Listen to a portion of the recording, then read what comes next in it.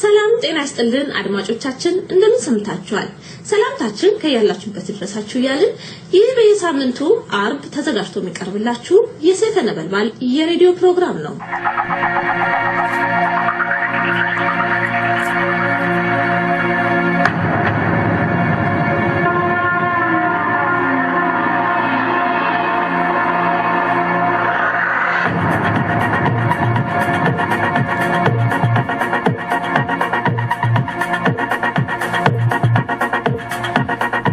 በቡኖ በደሌም ጫዋቃ ወረዳም 3 ሰዎች በመከላከያ ሰራዊት ተገደሉ የሲዳማም የክልል የመሆን ጥያቄ መልስ ለመስጠት 5 ወር አለኝ ሲል ምርጫ ቦርድ ገለጸ ፖሊስ የአብን ህዝብ ግንኙነት ኃላፊ ወጣቶችን መሳሪያ ያስታጥቃሉ ሲል ክስ መሰረተባቸው ሰላም ጤና ይስጥልኝ እንደምን ውላችኋል ዜና እናሰማለን ከዜናዎቹ ጋር ኢዮባይሳ ነኝ ዜናው ሲተነተን እነሆ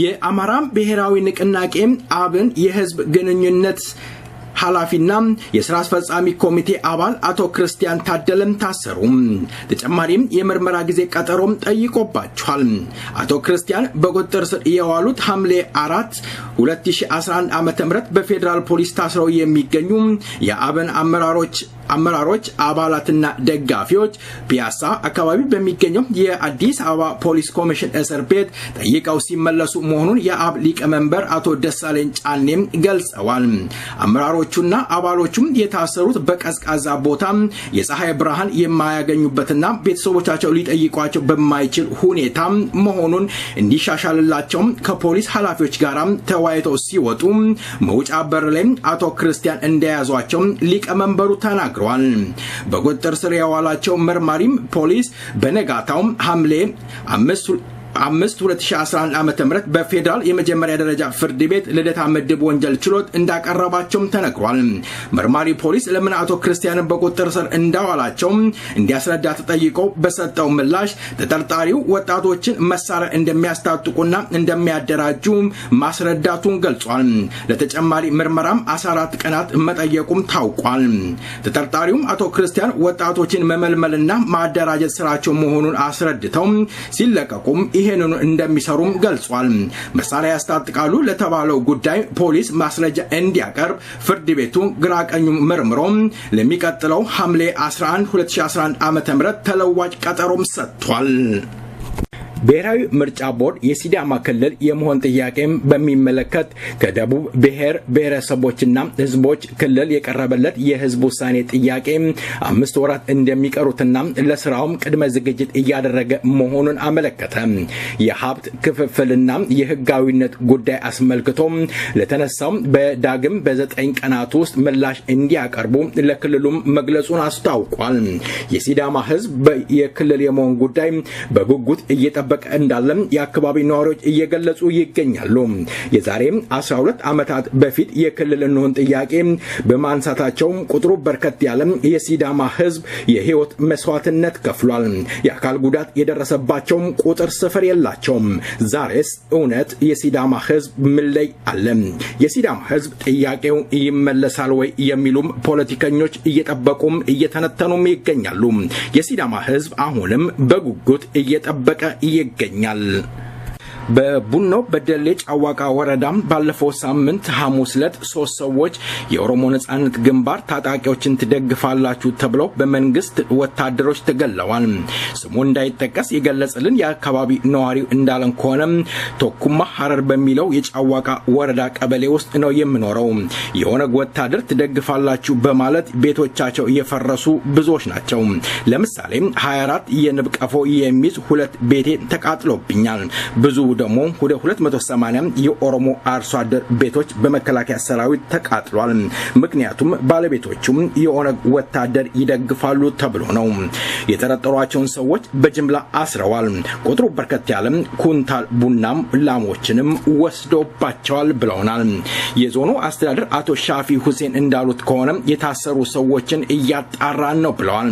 የጫዋቃ ወረዳ ምክትል አስተዳደር አቶ ታጁ አብዲ እንዳሉት ከሆነ በመንግስት ወታደር ተገድሏል የተባለው ጉዳይ መረጃ እንደሌላቸው እንደሚያጣሩም ገልጸዋል። ስለተቃጠለው ቤት ሲናገሩ በኦነግን ደግፈው የተቃጠለባቸው ቤት የለም፣ እስካሁን ድረስ የኦነግ ወታደር እዚህ የለም፣ ያለው ሽፍታ ነው፣ ንብረት የሚዘርፍ እንጂ ሌላ የኦነግ ታጣቂ የለም ሲሉም ገልጸዋል። ዜናው በዚህ አበቃ። መልካም ቆይታ ከቀሪው ፕሮግራማችን ጋር። በዚህ ዜማ ወደ ሌላው ፕሮግራም እንሻገራለን።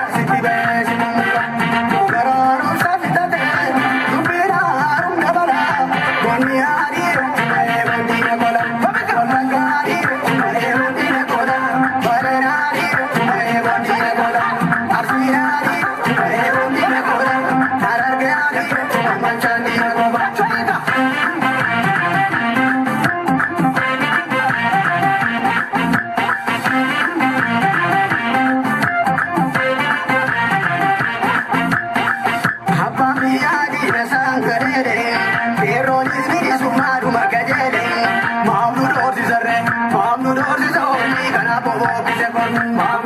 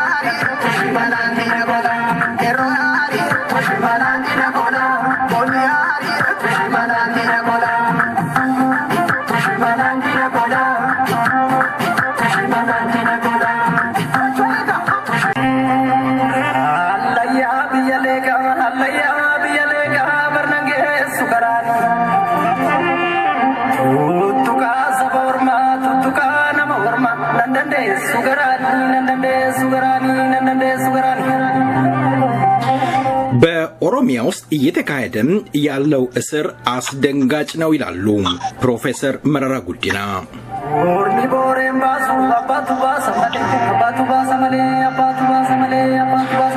ለኢትዮጵያ መንግስት የሰጠነው ፍኖተ ካርታም እኛንን ሲሉ አቶ አንዳርጋቸው ጽጌ ገለጹ። ኢህአዴግ ፍኖተ ካርታም አልነበረውም ብለዋል።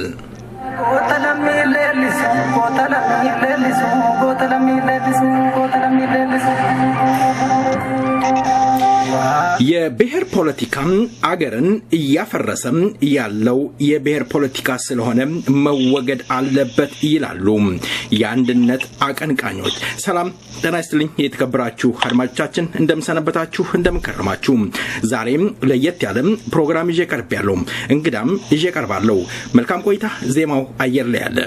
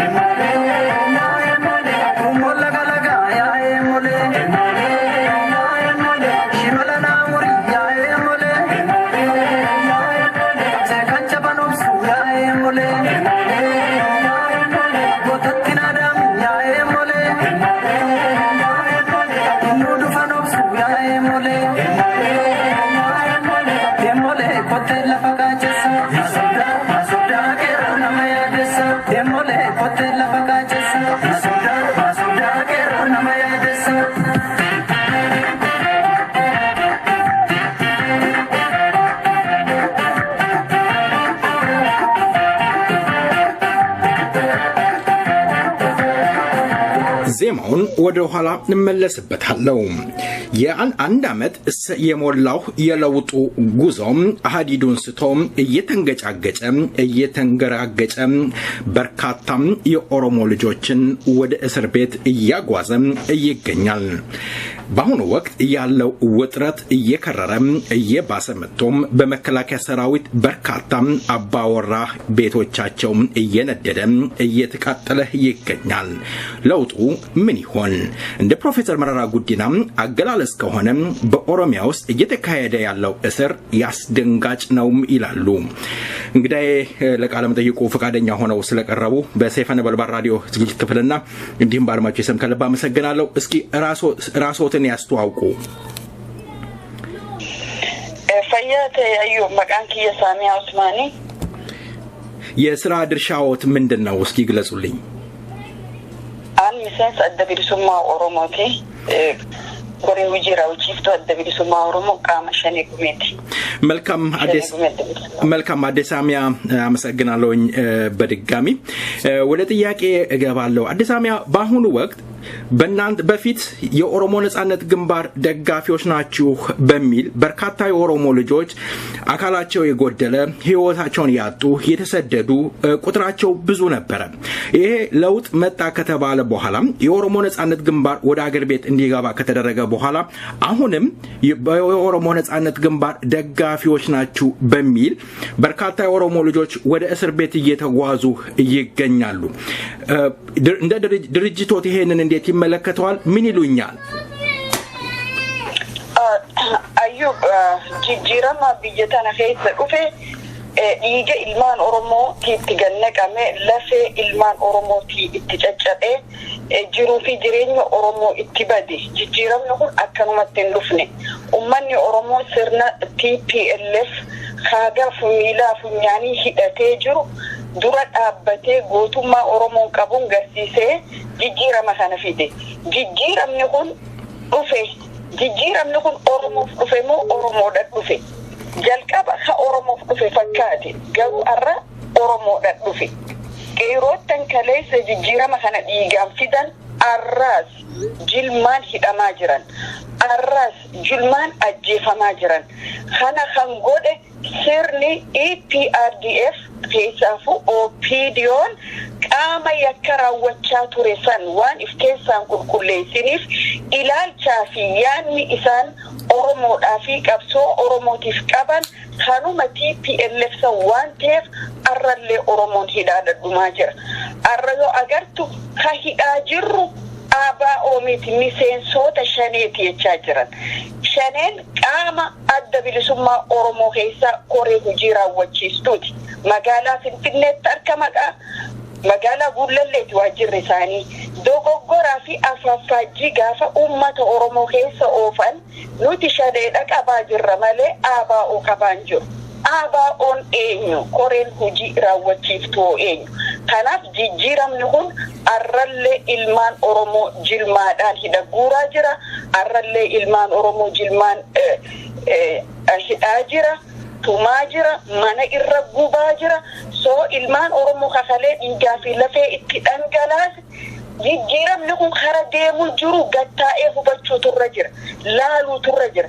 Jijjiiramni kun gabrummaadha Oromoo fide malee jijjiirama tokko Oromoodhaaf hin finne. Warroottan jijjiiramaa dhufe je'ee shubbisu warra dantaa dhuunfaa keessaa qaban warra fedhii matakkaa fedhii dhuunfaatiif qaban malee ilmaan Oromoo arrallee hidhaa fi ajjeechaan qeerroo Oromoo bahanga dhiyaa kaabaa hanga kibbaatti haga manni hidhaa guutamee bakkatti hidhan qaban takka gahaa jira. Kanaaf uummata Oromootiif arrallee guyyaan kagaddaa fi gadadooti. አዲስ ሳሚያ እንግዲህ እንደሚታወቀው አሁን እንደየገለጹልኝ እንዳለው የኦሮሞ ህዝብ አሁን ሰዓት እየታሰረ እንዳለ ገልጸዋል። የቀደምት የነበሩት ናቸው ይሄን ወንጀል እየፈጸሙ እንዳሉ ውስጣቸው አልጸዳም ነው። ግን እኮ በተለያየ የኦሮሞ ህዝብ እያለ ያለው ጆሌ አባገዳ ስለሆኑ ለውጥ ባንድ የሚመጣ ነገር የለም ቢታሰርም በሂደት የሚስተካከል ነገር ነው የሚል ነገር አለ። እንደ ድርጅት አመራርነቶ የአባልነቶ የኦሮሞን ወክለናል ብላችሁ የተቀመጣችሁ ድርጅቶች ወጣችሁ ስትገልጹ አትሰሙም። ሰው የታሰረባችሁ ማትመስሉም የሚሉ የኦሮሞ ልጆች እየተናገሩ ይገኛል። ምን ይሉኛል በዚህ ላይ አዲስ ሳሚያ? فياته إلمان أبا قداتي بولشا إلمان أبا قدا بولشا قافة جنو سرنا أبا قداتي بولشا جرا سرني بولشا جرو سرنا TPLF لفخاي EPRDF بولشا جرا ورما خلينا مهداتوري خلينا ما أجيساتوري خلينا ميلنا مراجراتوري بيانا ما أرياتوري لف أورمو غرغرجاتوري قبا هنگا قديد أرد لي بولشا جرا ما كان قباتي في جلين والقمان أبو سرنا خنا سرنا EPRDF كيسات خنا إلمان أبا قداتي بولشو جراها أوبسينو قايتو لبون إلمان أورمو هنگا بدو أوبسيدا إلمان أورمو تلوني هجري سلا خوري سبا أورمو خواريغا مبكبوسو تقماجر كانت هايجين أوبسيتون وانتانيجو سنة سبب أورمو أكما خليفة المتدي فالما سايتيغا جيسو ركبا إسي مالي فوفتان أستاني أكاد آباتي نوتي هنگا دندين نوتي دوبا تشاجر يدورين الدبيل سمع أورمو جاز داود إفسا DOR تقاني جيران نموت دي كهيد أماجرو نموت إباتا من نموت كما جال جوتو هيد أماجرا أكيد تهماجرو إرنا كابا إرنا كابا حالا متخيسة جرو كان فيدي موتو مانكون كرانا قاتين كابسا وجئه الدبيل سمع أورمو ترتب لولا بنيجر شاني دجي لولا بلا بنيجر بيا خيستي اوكي غنتوتا في هارچاتوتا الدبيل سمع أورمو جي غرميتا أبا وربو باساجر كوانا تشيسا أسكامنامي تيجولا خناف أبسو همت أورمو أما اللي أديم سهدنا وخيسة سيموف ديما أرى اللي حالا خنا خيسة جر ويكي خالا جرو دوباتشو دندينيا وغنوتا كيني خبيا خيسة جر والنسان دوباتشو دندير it's very minimized خناف كيرو بلسوما أورمو قرين خالي جيرا مديقا في لفين فدن خرم ديما جرا خانا لالو تنمر جرا أكسبات يجولا سو وغادا أكينو تتفسا جرو كهادا متي أمو فولدراف بويارا بويات خانا بودا وانو اسمي لالو جرو إفسوداف جران نيجولا ملكام عدي سامية ሌላ ጥያቄ ልሻገር በተለይ የአንድነት ፖለቲካ ቀንቃኞች በአሁኑ ወቅት ኢትዮጵያን እየበጠበጠ ያለው የብሔር ፖለቲካ ነው በብሔር ላይ በማንነት ላይ ያተኮረ ፖለቲካም አገርን ያፈርሳል በዜግነት ላይ የተመሰረተ ግን ሀገርንም ይገነባል ለኢትዮጵያ አስፈላጊ አይደለም የብሔር ፖለቲካ የሚሉል እውነት የብሔር ፖለቲካ አገርን ያፈርሳል ምን ይሉኝ ይሆን dura ilmi namaa eenyummaasaa qabaata eenyummaasaa kabajaasaati oromummaansaa kabajaasaati afaansaa eenyummaasaati aadaansaa eenyummaasaati qabeenyisaa jiru jireenya keessatti wanni inni qabu qabeenyasaati hunni jaara malee hin diigu warri arrallee hunni diiga jedhan warroota sirna abbootii isaanii kakalee yaadan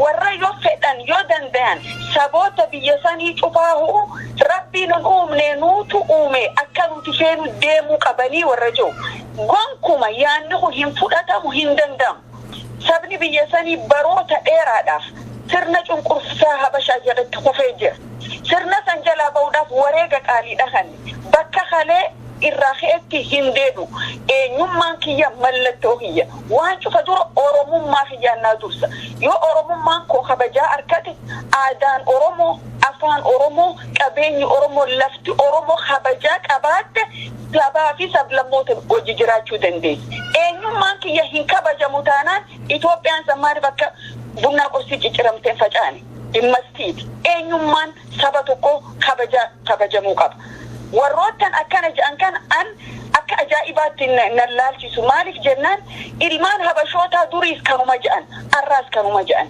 an hoggaa garii ayyuboonni na ajaa'ibsiisu habashoonni kana jedhan hoggaa jedhan habashaan takkaa saba biyya saniitiif yaadeen beeku takkaa saba biyya sanii akka sabaan laaleen beeku ol aantummaasaa eenyummaasaa afaansaa aadaasaa sirra fe'uu malee afaan saba kana eenyummaan saba kana aadaan saba kana kabajamee jiraachuu qaba jedhee hin beeku sayyoji akka waan gadhaantummaan itti mul'atuuti ilaala kanaaf wanni dur hin deebi'u kana booda wanni amma dhufe dhiigaa fi lafeedhaan dhufe bakka dur itti deebi'uu hin danda'u ammoo warroottan waan kana wajji gaggeessaa wajji hafarsaa jiran yoo oromoo tahan sirni biyya kana bulchaa jiru sirna ilmaan abbaa gadaatii ilmaan maalii jedhanii warri naftanyoota habashoonni ilmaanuma abbaa gadaa kana nu qaceelfama kannaa fi karaa nuti feenu deemaa jiran jedhanii warroottan kun haasawanii laata warroottan ilmaan abbaa gadaa nu bulchaa jiru kun maal keessa jiran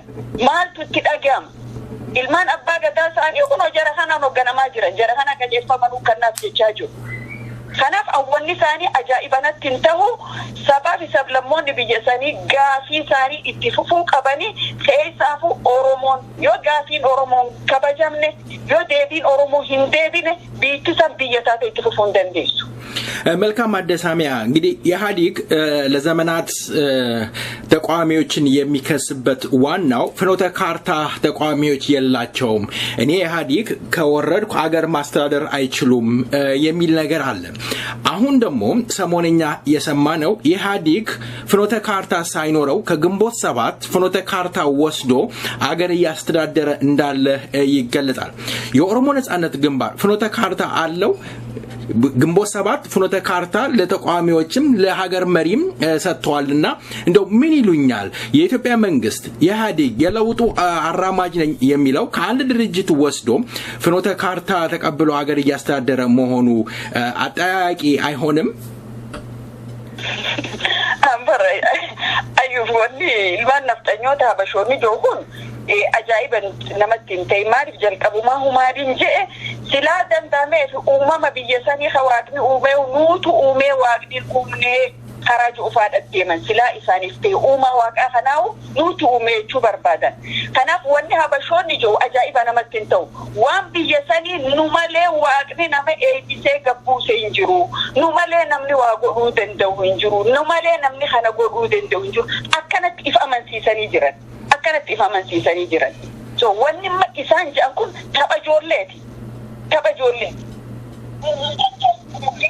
kaartii kanaaf akkana godha kana jedhan warroonni kan dandeettii saniin qabanii ijaa gurra saniin qabanii gohoominan qabanii kanaaf awwanni habashoonni haasa'an kun hoggaa hedduu hoomworkii isaan nuu kennan irratti yeroo balleessuudha ta'a maaliif yoo akkas ta'e dhaabboonni siyaasaa kabiraa hayyoonni biraa beeytootan biraa dandeetti itti waa godhuu hin qabu dandeetti gimboot saban jechuun maal jechuudha uumamni gimboot saban kun yoom ilaalcha isaan itti yaalan mana hidhaa gaafa turanirraa ila hangammaatti ilaalcha kana jechuudha kanaaf jechoonni deemaa jiru kun sabni Oromoo akka mataa walitti hin qabanne hoomworkii kan dhufi Oromoon waan saatirratti ka deebi'een haasofne akka waliin mari'an akka kanuma deebi'ee alanfatu karaa banaa jiran malee dhugumatti waan fudhatama qabu miti kun siyaasa rakisha siyaasa gadhaanaadha kanaaf waan habashaan yeroo hunda akka kubbaa miilaa nu ol darbe san taphachuudhaaf biizii ta'uu nurra hin jiraatu wacaa oolan wanni isaan dandeenii godhanii sin jiru wanni tokko isaan katti nu caalan yoo jiraatan miidiyaa qabu propagaandaa miidiyaa adda addaa irra gaggeessanii soba hijiba fakkeessuu qofa kanaaf ummanni Oromootiif sabaafi sablammoonni biyya saniitillee bakka isaa nama gubbaatti taphatan tana ka jiru natti fakkaatu እዩ መልካም አደሳሚያ እንደው ይሄንን ጥያቄ ማከል ማንሳት ስላለብኝ ነው ማለት ነው የኦሮሞ ነጻነት ግንባር እንግዲህ አገር ቤት ገብቶ ቢሮውን በጉለሌ አድርጎ እየተንቀሳቀሰ ይገኛል በሌላ አንፃር ደግሞ የኦሮሞ ነጻነት ግንባር ቢሮዎች እንደምንመለከተው እየተሰበረበት አመራሮቹ እየታሰሩ እንዳለ ይደርሰናል መረጃ የኦሮሞ ነጻነት ግንባር እጣ ፈንታው ምን ይሆን ህዝቡን መድረስ ካልቻለ ወጥቶ ከህዝቦቹ ጋር ስብሰባ ማድረግ ካልቻለ መገናኘት ካልቻለ ጉለሌ ብቻ መቀመጥ ውጤት ያመጣል ብለው ይላሉ አዩብ አከናላ ለኸና እጀቻ አህይቺ ኦሮሞ ደጀኔ ጣፎ ጅድኻሴ ተቆቲን ድመበሁ በርባዳ ሞቱማን ብየሰኒ ወልገናጂ so opinion aba ogante akami gante gafa dura wajwan irra wali galan irratti gante opinion af nasu khate gafa September 15 gafa biyya gallesani rifaatu sani guddon wali galte khayamte chufa September 15 trabode chafsan jechuudha wajirri ni banama ni chufa masirrida wajirri baname chufu qofamiti maka adda bilisumma oromoti namni ajjeefama jira namni nama gubataa jira ummanni Oromo torchi tahajira ummanni Oromo badajira hunka godaniif tokko hamilee ummata Oromoo cabsuu lamada adda bilisummaa Oromoo abdii kutachiisuudha. Wanni tokko ka OPDO'n dagatte addi bilisummaa Oromoo bu'aa bahii hedduu keessa dabre. Addi bilisummaa Oromoo wareega qaalii hedduudha kanne. Waan xixiqqoo shufureen OPDO gootu dhiisi warri isaan uume TPLF adda bilisummaa Oromoo jilbiifachiisuu hin dandeenye. Yaanni adda bilisummaa Oromoo kaayoo fi akeekni adda bilisummaa Oromoo sammuu ummata Oromoo onnee ummata Oromoo keessa jira. Ummanni Oromoo eenyu isaa qabsaawaa ni beeka. Eenyu kalee TPLF hojii isa fixaa turee ni beeka. Eenyu arra isa fixaa ajjeesaa jirullee ni beeka jechuudha. Kanaaf addi bilisummaa Oromoo waajjira Finfinnee taa'ee bu'aa ni fida. Nisni fidanii sin fidu. Tokko akka 91tti gadhiisee fi bahuuf hin deemu. Lamada ummanni Oromoodha haga gaafiin addi bilisummaa Oromoo jalqaba kaase deebi'utti OPDO'dhaaf harka kan nuuf hin deemu. Sababni isaa gaafiin adda bilisummaa Oromoo gaafii qulqulluudha. Hiree murteeffannaa ummata Oromooti. Oromiyaan ka Oromooti. Qabeenyi Oromoon ittiin jiraachuu qaba. Oromoon isaa bilisa biyya isaa keessa jiraachuu qaba. Qabeenyi Oromoo hasaamamaa ture akka deebi'u. Oromiyaan lafa Oromoo taate akka itti jiraattu. Magaalaan Finfinnee handhuura Oromiyaa taate akka mirkanooftu. Kun cufti qabeenya Oromooti jechuudha. Jarattiin arra nama ariitee achi nama hiite asii nama hiite waajjira cufaa jirtu tun gaafii adda bilisummaa Oromoo deebisuu hin dandeenye. Maaliif gooftoonni isaanii warra biraa waan ta'eef jechuudha. Addi bilisummaa Oromoo kana hanga dhumaatti irra qabsaawa. Ilmaanis itti guddisaa ture arrallee itti guddisaa jira jechuudha. Waajjira ni bananii ni bananni cufama. Waajjira kan hoggaa banamu isaanii hayyama kannaaf mootummaa hayyama kannaaf. Eega waajjirri banamee cufame booda maal godhu warra waajjira sanirra qooda fudhatee cufa hidhan jechuudha. Eenyu adda bilisummaa Oromoo cinaa jira mirkaneeffatan. Haalli madeemu jiru kun sun nama agarsiisa. Fakkeenya tokkoon seekanna asirratti Ayyub.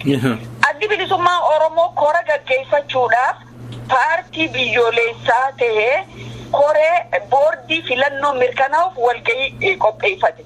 Walgahii addi bilisummaa Oromoo qopheeffate mootummaan ni dhoorke bakka inni itti qopheeffatetti. Addi bilisummaa Oromoo miseensota isaa godina Oromiyaa cufa keessaa waan dhufaniif godhachuutu irra ture. Waajjira isaa haguulallee godhate. Namni achi argame nama 400 jaleechuudha. Haga nama 400 itti ilmaamama. Adda bilisummaa Oromoo dhoorkanii harcaatota aabaa oodhayifiin jettu warra 94 qabsoo hidhannoo lagatee Jarmanii fi London keessa ture. Arra haalli kun dhufnaan nuti hoggana aabaa ooti je'ee biyya gale. Kan qabsoo lagatee Iswiidii yookaan London ture arra shaanxaa guurratee biyya gale. Aabaa ojaanii wali qabanii soodaretti mootummaan mana kireessee mootummaan nama isaan deeggaru baasaa magaalaa adda addaatti fidee achi buusee fi mootummaan geejjiba nyaata isaanii dandahee mootummaan waajjira sanitti baasii isaanii cufa baasee godheef jechuudha. Qaama mootummaati kana kan mirkaneessu qaama mootummaati achi keessa jira. Hummaan si garsiisa mataan isaa duula isaan adda bilisummaa Oromootirra gaggeessan si garsiisaa jira jechuudha. Uummanni Oromoo adda bilisummaa Oromoo tokko beeka. Addi bilisummaa Oromoodha. Kaseeraanis sirnaanis Oromoo birattis waaqa birattis jiru tokko jechuudha. Addi bilisummaa Oromoo laman jiru. Uummata Oromootiif kun ifa ta'uudhaatu irra jira. Kun ifa beekamuutu irra jira. Mootummaan kun adda bilisummaa Oromoo taargeet godhee akka jiru kanaani agarte jechuudha. Qabeenya uummataa horii uummanni gibira kafaluun tokko tajaajilee tokko moggeessaa jira jechuudha. Tokko shanee dhagee dhawee kan aabaa oolajee waan ni godhachaa jira. Addi bilisummaa Oromoo waan kaayoo isaa gadi hin dhiisiniif waan namaaf hin jilbiifanneef sirna habashaatiif waan hin jilbiifatiniif addi bilisummaa Oromoo mootummaa kana cinatti bira taargeetii ta'ee jira jechuudha. Okay. Kakara kaanii qabsoon hadhooytuudha. Qabsoon hadhooytu nagaya taatu karaa nagaya ta'uu baannaani. Gaafa kalee qabsoo hidhannoora turrees wareega qaalii kan namaa ture. Arrallee qabsoo karaa nagayaatti lubbuu hedduu badaa jira, dargaggoota hedduutu hidhamaa jira. Okay. Kun beeku namarra jira. Saba Oromootiif hin dhaamsa qaba. Mootummaan EPRDF an ABO hidhaan jiru shaneen hidhaa jira jechaa jira.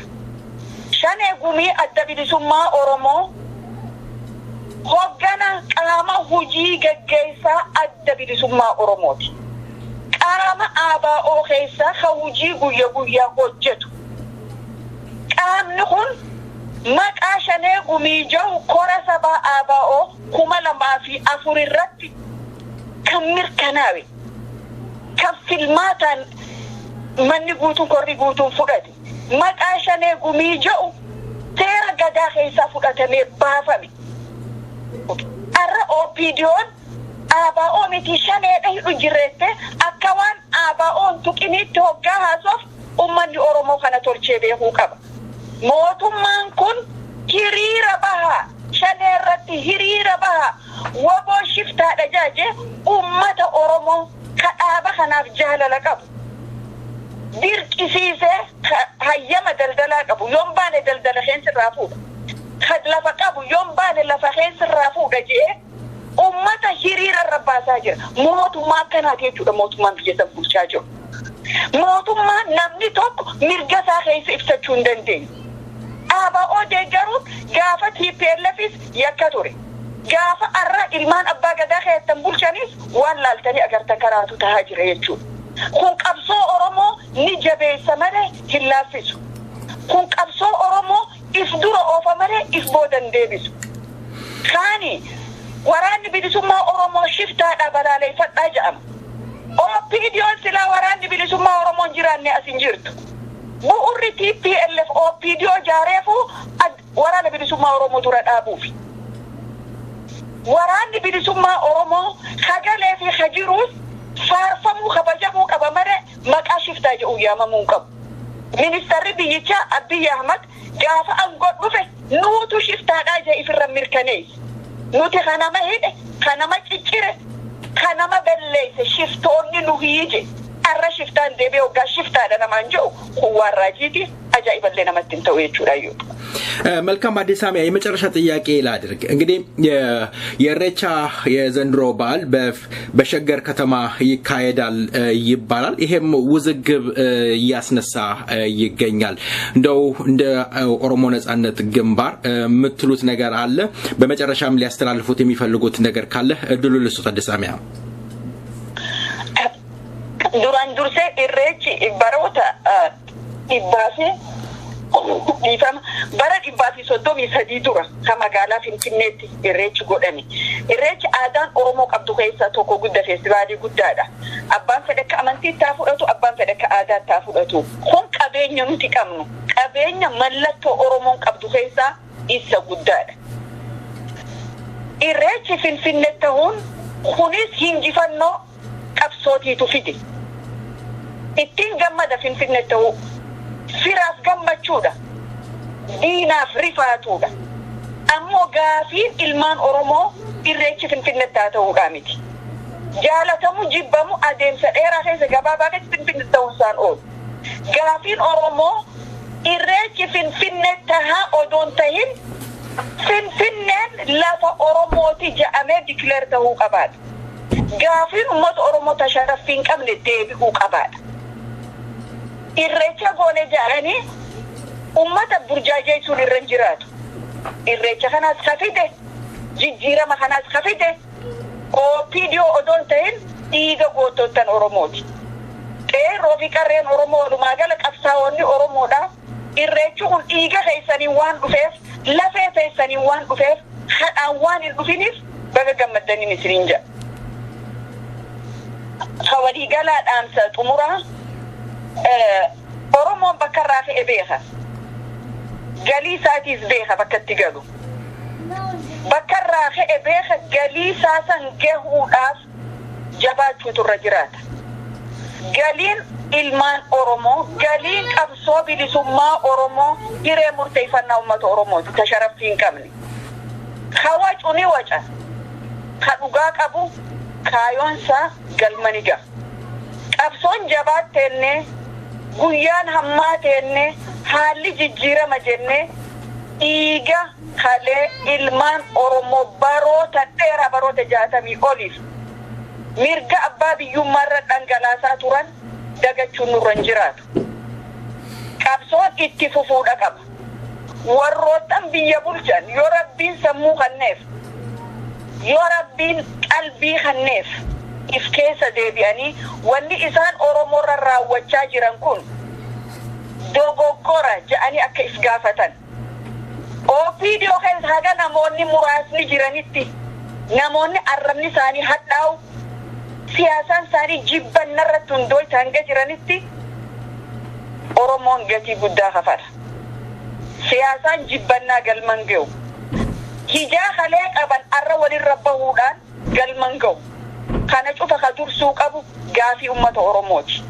Kana cufa ka dursuu qabu waan kalee ilmaan keenya dhiigaa fi lafee irra caccabsanidha. Warroottan kalee qabsoo dadhabanii bifa adda addaatiin qabsoo keessaa bahan arra mootummatti irkatanii adda bilisummaa Oromooti irratti hijaabaan yoo jedhan hin milkooftaniin isiniin jedha. Sababni isaa warra duraatiitu milkaa'in. Kanaaf ilmaan Oromoo jabaadhaa, ammallee fuuldurri keenya dheeraadha, ammoo hegereen teenya ifa. Uffaddu ayyuu fayyaa ta'e. Adde Samiya ከሰይፈ ነበልባል ራዲዮ ጋር ስለነበሩት ቆይታ በዝግጅት ክፍልና እንዲሁም በአድማጮች ስም ከልብ አመሰግናለሁ። በሌላ ጊዜ ደግመን በሌላ ፕሮግራም እንገናኛለን። ለዛሬው ከልብ አመሰግናለሁ። እግዚአብሔር ይስጥልኝ። መልካም ጊዜ እመኝልዎታለሁ። አዲስ ሰሚያ ጀለቶሚ ፈያቴ ጉያ ጋሪ ቀባዱ ጀባዱ ጀቤት የተወደዳችሁ አድማጮቻችን ዜማው አየር ላይ ያለ እንግዳዬን ከልብ አመሰግናለሁ። መልካም ቆይታ።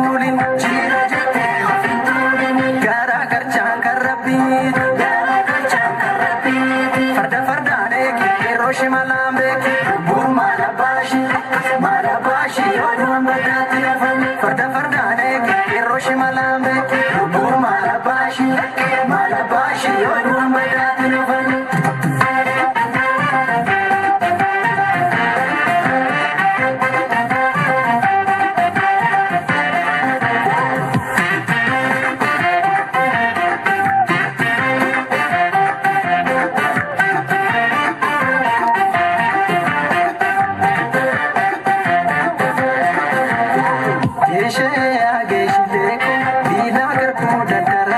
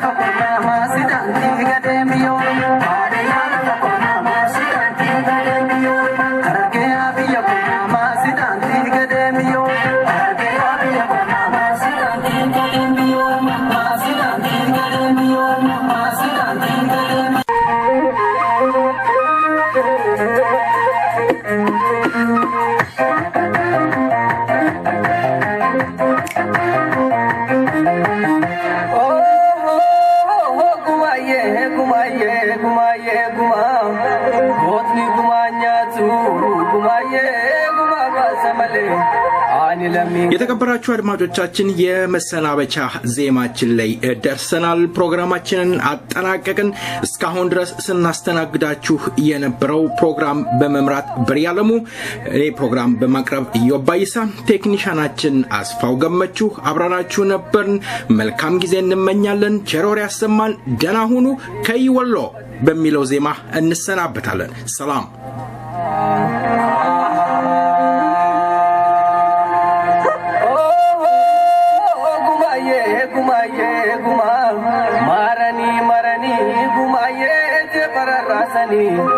Shira shirani kumaye gargar nubasani kumaye kumaye kumaye